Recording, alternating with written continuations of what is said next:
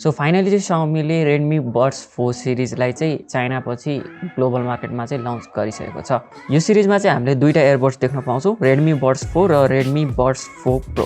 So सबैभन्दा सुरुमा चाहिँ यहाँ Redmi Buds 4 को स्पेक्सको कुरा गर्नुपर्दा चाहिँ तपाईले चाहिँ यसमा 10mm को डाइनामिक साउन्ड ड्राइभर पाउन सक्नुहुन्छ र कनेक्टिभिटीको लागि चाहिँ यसमा Bluetooth 5.2 दिएको छ। अब यसको म्युजिक प्लेब्याक टाइमको कुरा गर्नुहुन्छ भने चाहिँ तपाईले चाहिँ यसमा विथ केस 30 आवर्स को चाहिँ प्लेब्याक टाइम पाउन सक्नुहुन्छ र कन्ट्रोल्स पनि तपाईको टच छ र यो पनि कस्टमाइजेबल हुनेवाला छ। त्यसैगरी यसमा 35 dB सम्मको चाहिँ एक्टिभ नोइज क्यान्सलेसन नि दिएको छ।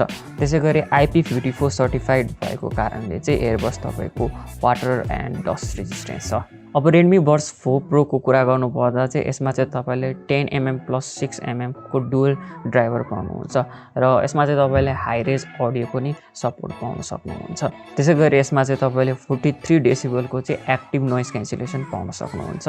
यो इयरबड्समा पनि तपाईले चाहिँ IP54 को रेटिङ पाउनुहुन्छ र ब्याट्री ब्याकअपको कुरा गर्नुपर्दा चाहिँ तपाईले चाहिँ इन्डिभिजुअल एयरबड्सबाट चाहिँ 9 आवर्स को प्लेब्याक पाउन सक्नुहुन्छ भने चाहिँ विथ केस चाहिँ तपाईले 27 आवर्स को ब्याट्री ब्याकअप पाउनुहुन्छ। सो इन टोटल चाहिँ 36 आवर्स को चाहिँ यहाँ प्लेब्याक टाइम पाउन सक्नुहुन्छ। सो दुईटै एयरबड्स को नेपालमा आउँदासम्मको एक्सपेक्टेड प्राइस चाहिँ तपाई स्क्रिनमा देख्न सक्नुहुन्छ।